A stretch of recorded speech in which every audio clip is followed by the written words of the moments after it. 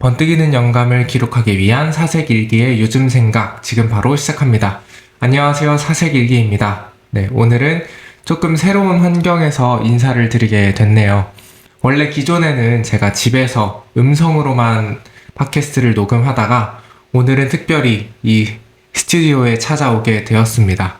그래서 조금 새로운 모습으로 인사를 드리는데 저도 사실 조금 어색하긴 하지만 오늘도 새로운 모습으로 힘내서 이번 팟캐스트 진행해 보도록 하겠습니다. 이번 9월 팟캐스트를 기점으로 사색 일기가 되게 여러 가지 측면으로 많이 변화하게 될 것 같아요. 계속 그동안 바빠와서 미뤄왔던 업로드 주기를 줄이려고 하고 있고, 팟캐스트에도 또 여러 가지 다양한 변화들을 주려고 정말 많은 것들을 준비하고 있으니까요. 앞으로도 많은 기대를 해주셨으면 좋겠습니다. 특별히 유튜브로 이 영상을 보시는 분들은 이 사색일기의 요즘 생각이라는 팟캐스트를 처음 들으실 텐데요. 제가 그동안에는 이제 스포티파이에서 팟캐스트를 진행을 하다가 이렇게 영상으로 같이 촬영을 할 수 있게 되어서 유튜브에도 이제 앞으로는 동시에 업로드를 하게 될 것 같습니다. 우선 사색일기의 요즘 생각은요, 제가 한 달 동안 살아오면서 느꼈던 것들, 깨달았던 것들, 경험했던 것들을 토대로 이야기를 나눠보는 시간입니다. 네, 그래서 오늘 9월의 팟캐스트 주제는요, 바로 영화입니다. 제가 영화를 정말로 좋아하는 사람이에요. 정말 저의 삶을 놓고 봤을 때 영화는 절대 뗄래야 뗄 수 없는 그 정도로 정말 중요한 요소가 저에게 있어서는 영화인데, 그래서 오늘은 영화에 대한 이야기를 해보면 어떨까 싶었습니다. 특별히 지금 촬영을 하는 기점으로 현재 부산에서 부산국제영화제가 개최가 되고 있죠. 영화를 정말 좋아하는 저로서는 이 부국제에 정말로 가고 싶었는데, 그래서 이제 한 달 전부터 제가 파워 J인지라 영화 시간표를 딱 보면서 교통편, KTX 예약하고 호텔 예약하고 교통편 알아보고 맛집 찾아보고 시간표를 다 짜놨는데 영화 예매하는 티켓팅을 실패를 한 거예요. 와, 물론 이제 티켓팅을 잡아서 취소한 표를 잡아서 가는 방법도 있겠지만 원래 보려고 했던 영화들이 총 6편이었는데 그 중에 딱 하나 잡은 거예요. 네. 그래서 이거는 안 되겠다. 그때 너무 이제 화가 나가지고 답답해가지고 예약을 다 취소하고 결국 부국제에 못 가게 되었습니다. 살면서 영화제라는 거를 진짜 꼭 한번 가보고 싶었는데, 그래서 되게 기대하고 있었던 일정이었는데 못 가게 되어서 참 아쉬웠고, 또 거기서 이제 상영하는 상영작들이 정말 어마어마하단 말이에요. 살짝만 읊어보자면 어쩔 수가 없다, 부고니아, 웨폰, 8번 출구, 누벨바그, 프랑켄슈타인, 알파, 프란츠 카프카, 이런 되게 다양한 영화들을 이제 상영을 해주는데 너무 보고 싶었거든요. 네. 너무 기대를 해서 지금 되게 마음에 큰 아쉬움이 남아있는데, 그래도 다행인 건 제가 이렇게 보려고 했던 영화들이 다 한국에 웬만하면 수입이 된다고 해서 국내 개봉을 하면 그때 이제 극장에 가서 보지 않을까 싶습니다. 아무튼 9월에 부국제가 있기도 했고 영화에 대해서 한번 제가 이야기를 해보면 참 재밌겠다 싶어서 9월 팟캐스트는 영화에 대한 이야기로 시작을 해보도록 하겠습니다. 우선 제가 왜 이렇게 영화를 좋아하게 되었나, 이런 이야기를 먼저 드리면서 시작을 해보면 어떨까 싶어요. 저는 사실 되게 어릴 때부터 영화라는 매체를 되게 자주 접했었어요. 저희 아버지가 영화를 되게 좋아하셨어서 저희를 데리고 많이 극장에 가기도 했고, 그리고 또 집에서 이제 노트북으로 영화를 다운받아서 영화를 보기도 했고, 그러면서 정말 많은 순간들을 영화와 함께 했다라고 볼 수 있겠고, 그리고 특히 초등학생 때 영화관에 가서 영화를 볼 때 좋았던 점은 뭐였냐면, 초등학교 때 이제 숙제에 여러 가지 이렇게 시달리다 보니까 되게 계속 그런 생각 하잖아요. 오늘 말고 내일 숙제해야겠다. 뭐 오늘 저녁에 다 놀고 나서 숙제해야겠다. 뭐 항상 이런 생각을 가지면서 초등학교 생활을 보냈단 말이에요. 그래서 어떻게 보면은 사실은 되게 불안하고 숙제를 하기 싫은데 해야 되는 그런 마음이 계속 있었는데, 특히 이제 영화관에서 영화를 볼 때면 그런 생각이 아예 안 나는 거예요. 정말 이 온전히 영화라는 세계에 딱 집중해서 볼 수가 있고, 그렇다 보니까 이제 나중에 이제 깨닫게 되었는데 그게 일종의 몰입하는 경험이었던 거죠. 다른 생각을 하지 않고 오직 그 영화에만 딱 집중해서 그 온전히 몰입하는 그 경험. 그게 사실은 저는 되게 좋았던 것 같아요. 그래서 이제 극장에 가서 영화 보는 것을 좋아하게 되었습니다. 그렇게 이제 처음에는 이제 부모님 따라서 아빠가 가자고 하면 같이 가서 보고 이런 정도였는데, 제가 이제 고등학교 2학년 때부터는 제가 스스로 제 돈을 내고 극장에 가기 시작했어요. 그때 이제 처음으로 메가박스 계정을 만들어서 예매를 하기도 하고 막 그랬는데, 그때부터 본격적으로 이제는 제가 영화를 좋아하게 되었다라고 말할 수 있는 그런 시기였던 것 같아요. 초등학생 때부터 그 몰입하는 경험을 계속해서 해서 영화에 대해서 되게 좋은 인상을 가졌으니까, 이제 고등학교 2학년 때부터 이제 영화에 대해서 좀 찾아보기 시작했는데, 막 그때 되게 재미난 영화들이 많이 개봉을 했었어요. 제가 고등학교 2학년 때 이제 타이타닉이 4K 리마스터링으로 재개봉을 한다든지, 그때쯤 봤던 영화들이 아마 뭐 메간, 오펜하이머도 봤던 것 같고, 거대한 영화들 있잖아요. 그리고 재밌어 보이는 영화들, 그런 것들이 이제 연달아 개봉을 하면서 제가 개봉할 때마다 다 예매를 해서 극장에 갔죠. 그렇게 되니까 이제 거의 1년 만에 이제 메가박스는 처음 가입을 하면 프렌드라는 멤버십을 주는데 1년 만에 VIP로 승급을 하고, 그리고 이제 고등학교 3학년 때도 영화를 정말 열심히 봤죠. 공부도 많이 했지만 영화도 정말 많이 봐서 지금은 VVIP가 될 정도로 정말 많이 영화를 봤고, 그만큼 영화에 쓴 돈이 되게 많았죠. 제가 이제 용돈을 받으면 거의 이제 밥 먹고 교통비 쓰고 영화 보는 거 정말 이 정도밖에 없었어요. 그 정도로 영화를 되게 사랑했고 영화에 대해서 돈을 되게 많이 썼죠. 그래서 올해도 영화를 진짜 많이 봤어요. 지금 이제 9월이잖아요. 벌써 지금까지 본 영화만 해도 거의 80편이 넘는 것 같고, 그리고 영화에 대해서 쓴 돈만 대충 계산해도 거의 100만 원이 넘을 정도로 정말 영화를 진짜 사랑하는 거죠. 영화를 너무나도 사랑하기 때문에 극장에 계속 찾아가게 되고, 또 극장뿐만 아니라 이제 OTT로도 영화를 보기도 하고 막 그런데, 정말 그 몰입하는 경험이 저에게는 되게 소중했고 되게 좋은 것 같다라고 생각을 해서 그렇게 해서 영화를 좀 사랑하게 되지 않았나 싶습니다. 그리고 또 이제 영화에 대해서 제가 또 깊이 생각을 해보니까, 영화라는 걸 볼 때 정말 이 영화라는 게 되게 하나의 종합 예술이다라는 느낌이 들었어요. 이제 영화를 한 편을 만드는 데 있어서 굉장히 많은 인력과 자본이 투입이 되잖아요. 영화의 전체를 총괄하는 감독이 있고, 뭐 음향팀, 조명팀, 편집, 배우, 스태프, 소품팀, 뭐 정말 되게 많잖아요, 팀들이.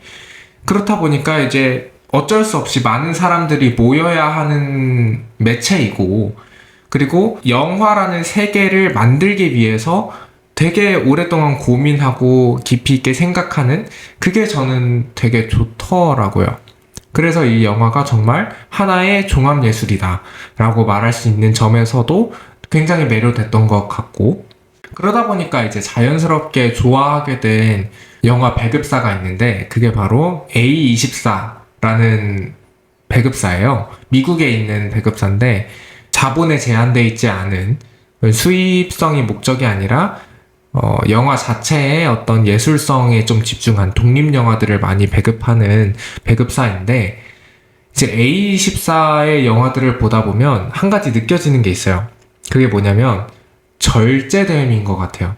그 A24의 영화를 보다 보면 정말 절제돼 있다라는 느낌이 굉장히 많이 들어요, 저는. 그러니까 뭔가 다 설명하려고 하지 않고 일부러 다 안 보여주려고 하는 느낌? 그러니까 뭔가 보여줄 게 분명히 여기선 더 많은 것 같은데 일부러 보여주지 않는 것 같은 그런 느낌이 들면서 관객의 상상력을 자극하는구나 이런 느낌도 들고 거기서 오는 매력이 또 있는 것 같아요. 보통 저는 그걸 A24 영화를 보면서 주로 느끼는데 최근에 이제 되게 관심 있게 보는 영화 배급사이죠. 되게 인기도 많아요. 그래서 그 배급사의 영화들을 또 이제 한때 보고 했었던 그런 시절도 있었습니다. 그리고 제가 이제 한때는 항상 이제 멀티플렉스 극장이라고 하죠. 뭐 메가박스, CGV, 롯데시네마 이렇게 크게 이제 세 개의 배급사가 있잖아요. 저는 메가박스를 많이 갔는데 특히 이제 올해 대학교 1학년이 돼서는 좀 그것에서 더 넘어서 독립영화관도 많이 갔습니다. 지금이 이제 저는 1학년 2학기거든요. 1학년 1학기 때 영화와 관련된 교양 수업을 들었었어요. 그때 과제가 뭐였냐면 독립영화관에서 독립영화 한 편을 보고 감상문을 3페이지인가 4페이지인가 작성하는 그게 이제 과제였는데 그래서 그 과제도 해야 될 겸 독립영화관을 그때부터 찾아가기 시작했어요. 사실 독립영화관을 간 종류는 많지 않아요. 제가 딱 2곳 가봤어요. 광화문에 있는 시네큐브랑 메가박스 아트나인 이 2개의 독립영화관을 갔는데 독립영화를 보니까 독립영화가 저랑 너무 잘 맞는 거예요. 저는 영화를 볼 때도 그 영화의 메시지에 좀 더 집중하는 편이거든요. 그렇다 보니까 이게 아무래도 상업영화보다는 독립영화가 그런 것들에 더 특화돼 있고 대중성을 사로잡기보다는 작품성에 집중해서 비록 조금 재미없을지라도 그 영화의 메시지라던가 그 영화의 요소들, 연출적인 요소들에 더 신경 쓰는 부분이 많은 것 같은데 그래서 독립영화가 저에게는 좀 더 잘 맞았던 것 같고 그래서 독립영화도 되게 많이 찾아보고 있습니다.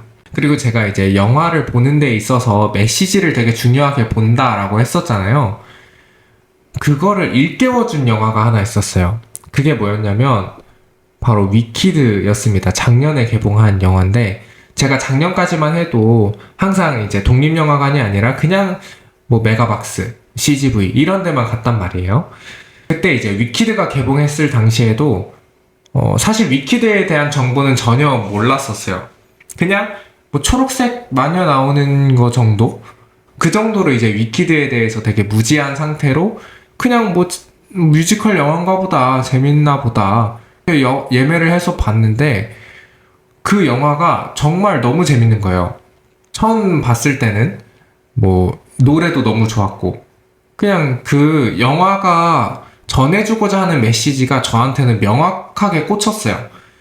제가 그때 당시에 이제 교육에 조금 관심이 있다 보니까 그런 쪽으로 좀 집중해서 보게 됐는데 위키드가 되게 사회의 여러 가지 것들을 풍자를 해요. 뭐 동물학대라던가 여러 가지 다양한 것들을 풍자하는 그런 내용인데 위키드가 관통하는 메시지는 뭐냐면 선과 악이 무엇인가에 대한 거예요.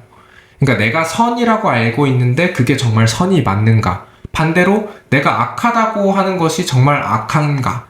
그런 이제 선악의 어떤 기준이 무엇인가에 대한 그런 의문을 제기하는 그런 메시지를 이제 전하는데 저는 그게 이제 아무래도 교육에 관심이 있다 보니까 교육에도 똑같이 느껴지더라고요.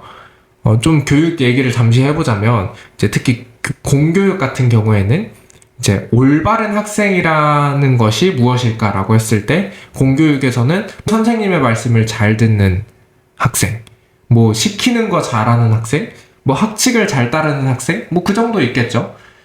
반대로 이제 선생님의 말씀을 따르지 않으면 그건 악한 학생인 거고 그런 식으로 약간 이제 상점 벌점 이런 것도 있고 되게 여러 가지 복잡한데 뭐 아무튼 그런 내용들을 토대로 이제 위키드를 바라보니까 악이라고 하는 게 정말 악해서 탄생을 하는 건지 우리가 악하다고 말함으로써 악이 탄생하는 건지 되게 철학적인 질문이 들면서 위키드의 그 메시지에 정말 매료됐었죠.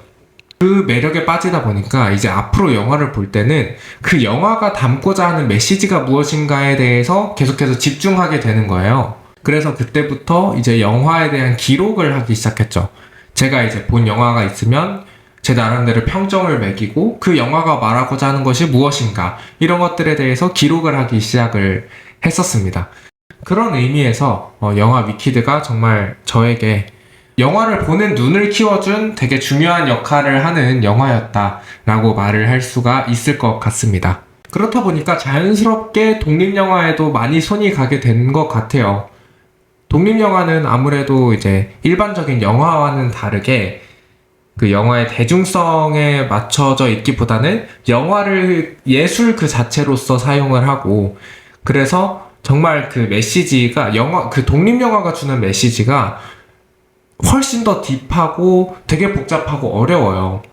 그래서 한때 그런 독립영화만 찾아보다가 이게 뭔 소리야 하는 경우도 있었는데, 제가 이제 영화의 메시지를 찾는 거를 되게 좋아하다 보니까 독립영화랑도 되게 잘 맞았던 것 같고, 그래서 그 대학교 과제를 할 때도 솔직히 한 영화를 보고 감상문을 3페이지, 4페이지를 쓴다는 거는 사실은 쉽지가 않은 일이잖아요.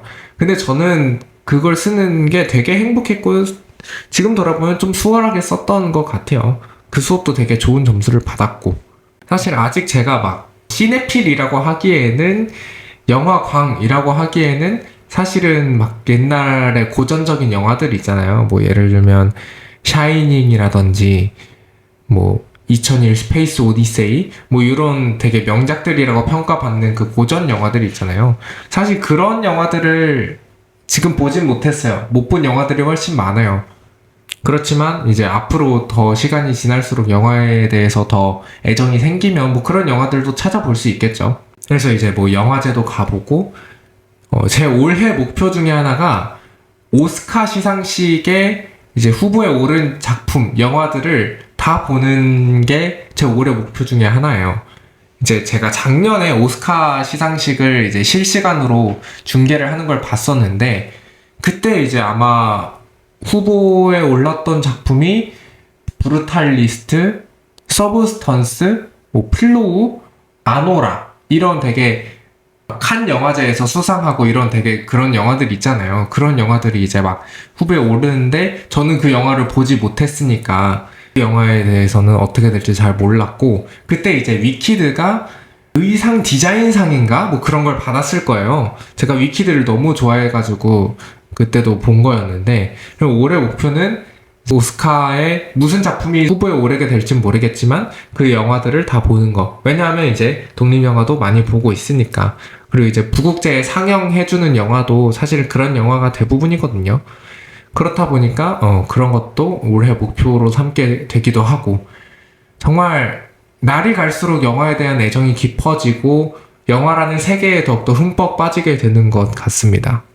그리고 이제 영화를 좋아한다라고 하면은 항상 따라오는 질문이 크게 2개예요. 뭐 어떤 장르를 주로 보냐, 뭐 인생 영화가 뭐냐, 이 크게 2가지인데 그 얘기도 좀 지금 해볼까요? 우선 저는 영화 장르에 대한 이야기를 해볼게요. 사실 저는 막 딱히 가리는 영화 장르는 없어요. 뭐 굳이 따지자면 로맨스 영화는 뭔가 손이 잘 안 가는 것 같아요. 제가 뭔가 사랑에 관심이 없어서 그런 거일 수도 있겠지만, 뭐 잘 맞는 로맨스 영화도 보긴 해요. 뭐 뭘 봤더라? 어바웃 타임이나 타이타닉이나 그런 로맨스 작품들 있잖아요. 유명한 거. 그런 것도 보기는 하는데 아무래도 다른 장르들에 비해서는 로맨스를 잘 안 보는 것 같긴 해요. 그래서 굳이 따지자면 로맨스 영화를 잘 안 보는 것 같고, 그리고 저는 공포 영화를 잘 못 봐요. 왜냐하면 제가 좀 심장이 약하다 할까? 되게 작은 거에도 되게 깜짝깜짝 놀라고 이런 성격인데, 특히 이제 극장에서 공포 영화를 보면은 갑툭튀 나오고 갑자기 소리가 빵빵하니까 갑자기 조용해졌다가 갑자기 소리가 빵 나오고 하면은 엄청나게 놀라요. 그래서 극장에서는 호러 무비를 잘 안 봐요. 공포 영화를 잘 안 보고, 공포 영화를 볼 거면 이제 OTT로 핸드폰으로 보거나 뭐 그런 식으로 봅니다. 근데 요즘에는 공포 영화에 대한 도전도 많이 하고 있어요. 왜냐하면 잘 만든 공포 영화들이 되게 많더라고요.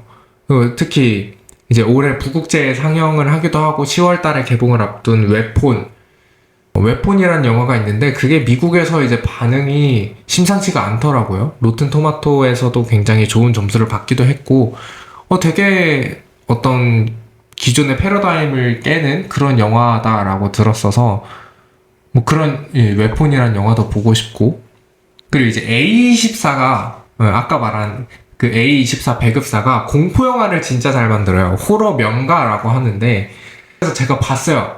올해 브링 허백이라는 영화가 개봉을 했더라고요.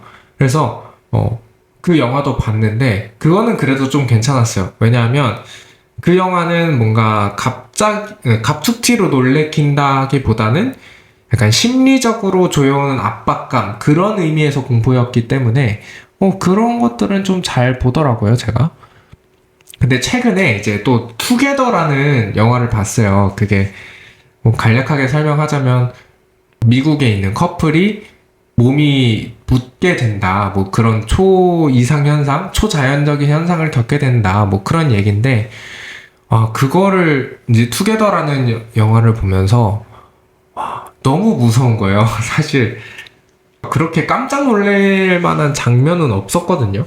근데 뭔가 그 분위기가 있잖아요. 뭔가 이제 갑툭튀가 나올 것 같은 그런 분위기를 자꾸 조성을 하는 거예요. 그 영화에서. 그래서 너무 심장이 쫄려가지고 참 극장에서 영화를 보는데 너무 후회가 됐던 그런 경험도 했었습니다. 그래서 이제 10월 달에 웹폰이라는 영화가 개봉을 하는데 그것도 이제 반응이 너무 좋다 보니까 보고 싶잖아요.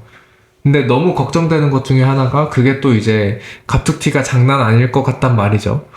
그래서 이거 어떻게 봐야 되나 이런 고민을 지금 좀 하고 있습니다. 그러면 넘어가서 영화 추천을 한번 해보도록 할게요. 제가 사실 본 영화가 그렇게 많다고 할 수는 없을 것 같아요. 정말 영화를 좋아하는 영화 광인 사람들 중에서는 제가 아직 좀 미숙하지만 주변 사람들에 비해서는 영화를 정말 압도적으로 많이 보거든요. 올해만 해도 벌써 80편에 해당하는 영화를 보기도 했으니까. 그래서 제가 그동안 봤던 영화들 중에서 좀 재밌었던 것들 추천을 해보도록 하겠습니다. 유명한 것부터 갈게요. 첫 번째는 F1 더 무비 라는 영화인데 여러분 아마 다 보셨을 거예요. 지금 500만 관객이 넘었다고 하거든요. 되게 이제 한국 극장이 되게 침체되어 있는 상황 속에서도 500만을 달성할 정도로 굉장히 흥행한 영화인데 그 감독이 이제 탑건을 만든 감독이에요. 조셉 코신스키인가? 뭐 아무튼 그런 감독이 만든 영화인데 너무 좋았어요. 일단 사운드 너무 좋고 배우 연기력 너무 좋고 제가 이제 F1에 대해서 정말 하나도 모르는 상태로 이제 용산 아이맥스에 가서 영화를 봤었는데 F1이라는 세계를 잘 몰라도 되게 잘 이입해서 볼 수 있는 영화였고 뭐 연출적인 측면, 메시지적인 측면, 노래, 음악 정말 다 좋았던 것 같아요. 그래서 F1을 2번 봤거든요, 제가. 2번 봤는데도 하나도 지루하지 않았고 예술이다라는 생각을 들었어요. 그 영화를 보면서. 간략하게 설명을 하자면 거기 나오는 그 주인공이 이름이 소니 헤이즈인데 그 주인공이 이제 경기를 뛰기 전에 F1 경기를 하기 전에 하는 자기만의 루틴이 있어요. 뭐 얼음물로 세수를 한다든지 트럼프 카드를 섞어서 랜덤으로 하나를 뽑아서 그게 뭔지 보지 않고 주머니에 넣는다든지 뭐 양말을 짝짝이로 신는다든지 그런 이제 그 스포츠에 종사하는 사람들에 있어서는 그 루틴이라는 게 되게 중요하잖아요. 심리적 안정을 위해서는. 근데 그거를 되게 잘 표현한 것 같아요. 그러니까 이게 주인공이 왜 양말을 짝짝이를 신고 트럼프 카드를 섞고 막 그런 거는 영화에서 알려주지 않아요. 근데 그냥 정말 그런 거죠. 딱 그럴 법한 루틴이 있으니까 정말 이 주인공이 이 세계 어디에 존재할 것만 같은 그런 느낌이 드는 거예요. 그리고 이제 영화의 장면이나 배치를 봤을 때도 이 장면이 왜 이 타이밍에 들어가야 하는지를 이제 2번째 보니까 알겠더라고요. 그러니까 이거는 진짜 예술이다 라는 생각이 들었던 최근에 되게 재밌게 봤던 영화 F1 그리고 탑건 매버릭. 와, 이것도 정말 명작이거든요. 탑건 매버릭도 최근에 이제 재개봉해서 또 보러 갔었는데 그 탑건을 볼 때는 F1이랑은 좀 달라요. 탑건은 좀 더 액션 위주가 더 가미되어 있어서 그 액션을 보는 그 시원시원한 맛이 또 있어요. 진짜 두 영화 다 너무 잘 만들었고 작품성도 너무 좋고 뭐 배우, 연기력, OST, 사운드 트랙 너무 다 좋아서 네, 두 영화 다 추천을 드리고 싶네요. 그리고 제가 이제 독립영화를 좋아한다고 했었으니까 한국 독립영화 최근에 되게 재밌게 본 영화가 있거든요. 바로 3학년 2학기라는 독립영화인데 이 영화는 이제 고등학교 3학년 2학기 그 공업 고등학교의 3학년 2학기를 다룬 내용이에요.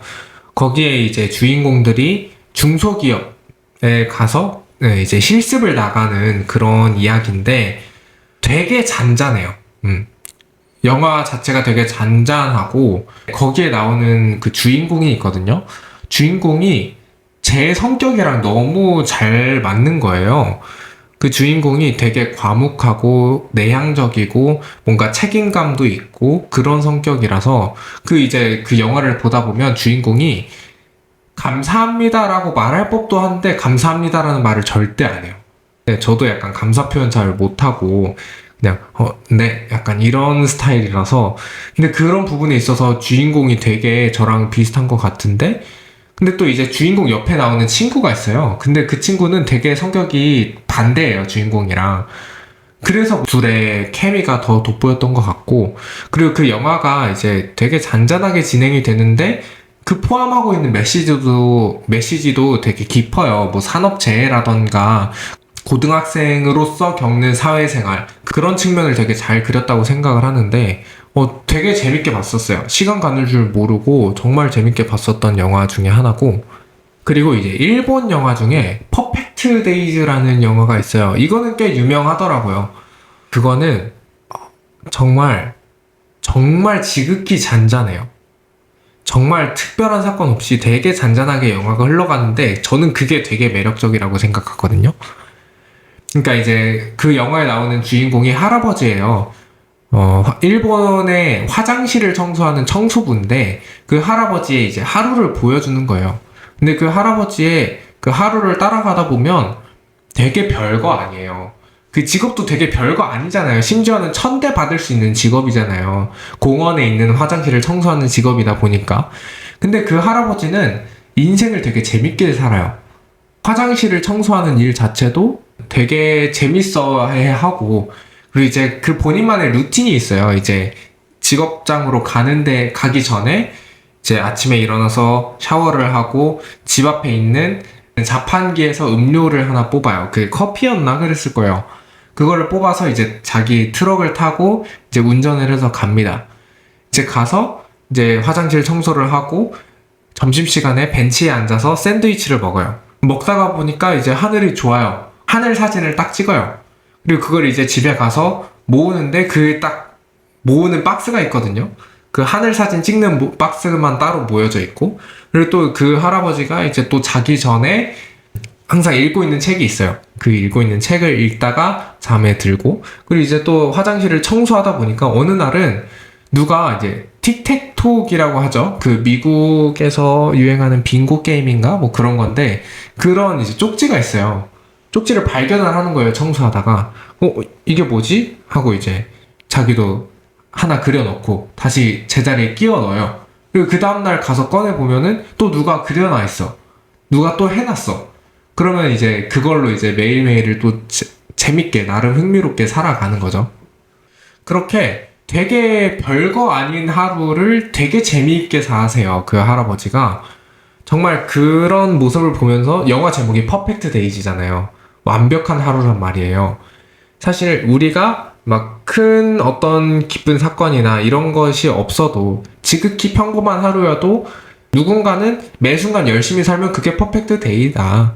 그런 이제 메시지를 전하는 영화였는데 정말 재밌게 봤었고 그 메시지도 너무 좋았고 그래서 또 추천드리고 싶습니다. 자, 그리고 이제 마지막으로 영화 추천 하나 할게요. 제가 저번 주에 본 영화였는데 일본 영화예요. 유명하진 않아요. 잠자는 바보라는 영화를 이제 메가박스에서만 개봉을 해주더라고요.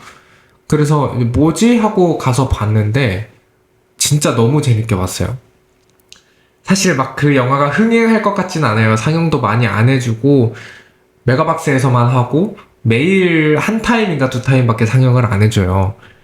근데 그 영화를 진짜 재밌게 봤어요. 사실 저는 그 영화에 대한 뭐 배경 지식이 아예 없었거든요. 원작이 있다고는 하던데 아예 몰랐고, 제가 딱 매료됐던 부분은 그 영화 포스터에 있는 문구였어요.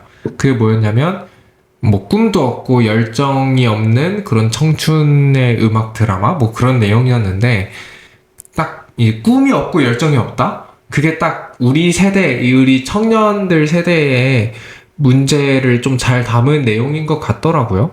그래서 그런 것들을 좀 기대를 하고 극장에 가서 봤는데 진짜 너무 재밌어요. 너무 잘 봤고 그 영화가 주는 메시지도 되게 일관적이고, 그리고 그 이제 주인공이 있어요. 주인공이 루카인데 루카가 저랑 되게 비슷한 모습이 보이는 거예요.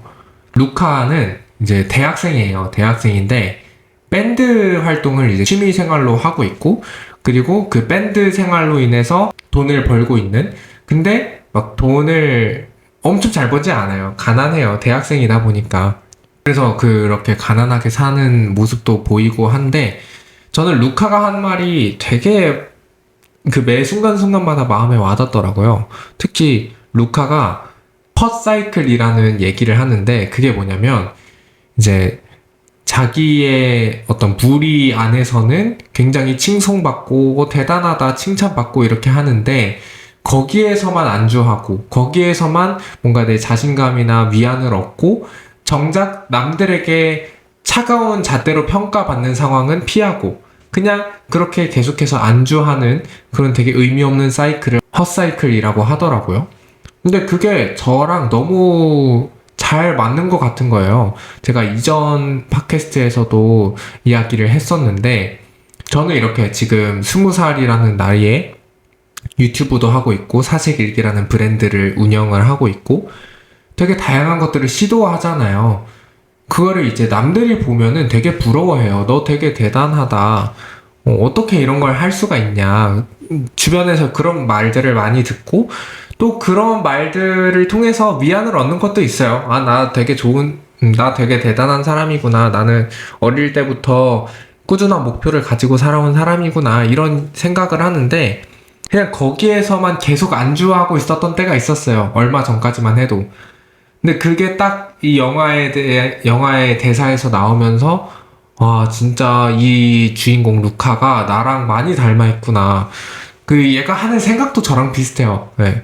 그래서 되게 일단 마음에 와닿았고, 그리고 거기서 그런 말을 해요. 이제 루카를 제외한 나머지 등장인물들은 꿈이 없어요. 자기가 하고 싶은 게 뭔지 모르겠대요. 그러면서 그들이 하는 말이 뭔가를 노력하는 것도 어떻게 보면 특권이지 않냐. 나는 꿈도 없고 열정도 없어서 노력할 힘도 없다. 꿈과 목표가 있는 루카를 외계인 같다라고 표현을 해요. 근데 반대로 루카는 또 그들을 이해를 못해요. 너는 왜 하고 싶은 게 없냐? 그냥 하면 되는 거 아니냐? 좋아하는 거 하면 되지 않냐? 이 장면이 나오는데, 그게 정말 마음을 울리더라고요. 이거 영화를 진짜 꼭 봐야 돼요. 이제 영화 OST도 너무 좋고, 제가 말한 이런 의지 없음. 요즘 쉬는 청년들도 되게 많다라고 하면서 사회적인 어떤 큰 이슈가 되기도 했었잖아요. 그런 것들을 좀 잘 다루고 있는 영화 같아서, 물론 그 영화가 정답을 내려주고 있진 않아요. 뭐 이렇게 살아야 된다, 꿈과 목표가 있어야 된다, 반대로 없어야 된다, 이런 얘기를 하는 게 아니라 그냥 질문을 던지는 거예요. 저는 그런 거에 대해서 관심이 있었고, 또 루카에 너무 이입이 되다 보니까 그 영화를 되게 재밌게 봤었어요. 그래서 여러분께 추천을 드리고 싶습니다. 오늘은 그래서 좀 마무리를 해보도록 할게요. 영화에 대해서 이렇게 거의 한 40분, 50분 가량 이야기를 한 것 같은데, 저에게 있어서 영화는 사실 진짜 되게 뗄래야 뗄 수 없는 요소이긴 해요. 정말 영화를 사랑하는 사람이고, 영화를 되게 좋아하는 사람이다 보니까 그래서 이렇게 한 영화라는 주제만으로도 이렇게까지 길게 얘기를 할 수 있었던 것 같습니다.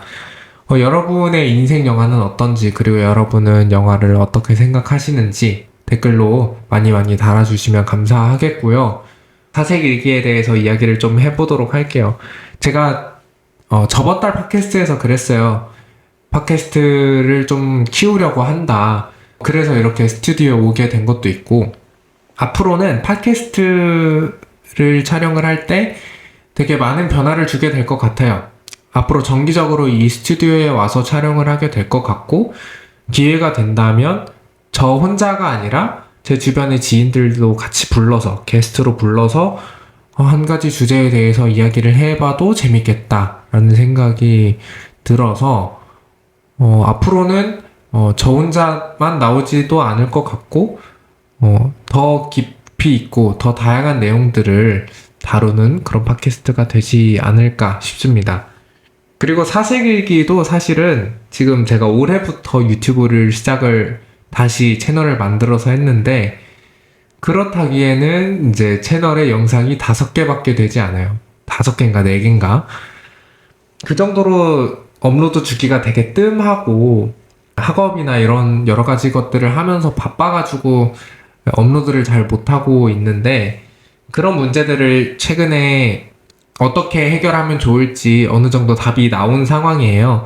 그래서 이 영상이 올라가기 전이 될 수도 있고 후가 될 수도 있는데, 이제 앞으로는 사색일기 유튜브 채널도 업로드 주기가 짧아질 것 같다. 한 달에 한 번씩 팟캐스트도 올라오고, 기존의 영상 컨텐츠들도 아마 한 달에 한 번씩은 적어도 올라가지 않을까 싶습니다. 그러면 오늘은 여기서 마무리를 하도록 하겠고요. 네, 그러면 저는 이만 물러나도록 하겠습니다. 들어주셔서 감사합니다.